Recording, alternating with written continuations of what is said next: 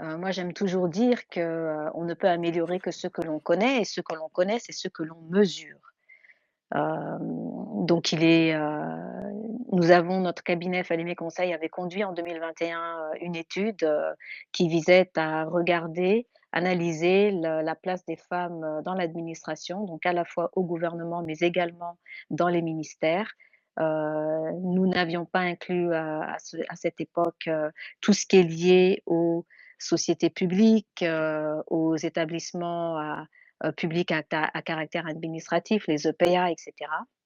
Nous n'avions pas non plus, regardé le secteur privé, c'est quelque chose que nous souhaitons envisager. Mais le tableau, de manière très, dense, enfin plutôt de manière synthétique, le tableau, était assez intéressant. Tout d'abord donc, on avait constaté qu'on avait atteint, alors ça c'était avant septembre 2021, je précise, 31 de participation des femmes au gouvernement. Ce qui représentait un chiffre, beaucoup plus élevé que la moyenne de la CEDEAO et que la moyenne, mondiale qui se situait toutes 2 à 22. Donc bonne nouvelle, la Guinée avait en tout cas progressé.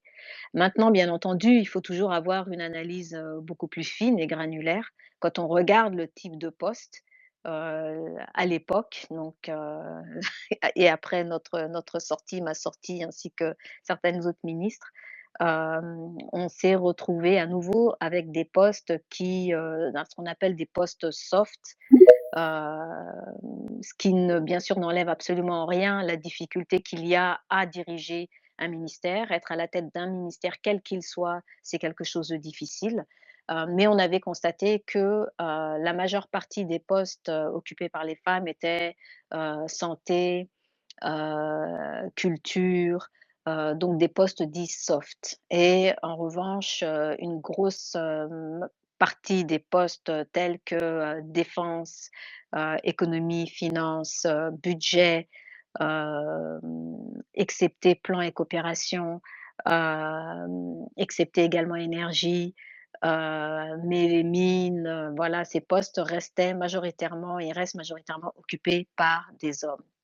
Troisième constat, c'est que quand on regarde la place des femmes au sein des différents ministères, on constate également que, les femmes sont cantonnées, dans des, postes dits, je dirais intermédiaires, c'est-à-dire, chargées d'études, enfin bon, c'est ça, c'est même, je dirais peut-être le démarrage, le bas de l'échelle, chargée d'études, chef de division.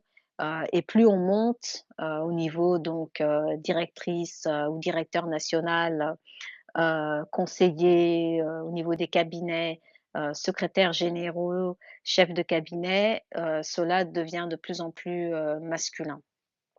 Alors pour moi, j'ai préféré considérer ça et le rapport d'ailleurs est disponible sur le site, de notre cabinet, mais j'ai préféré considérer le verre à moitié plein.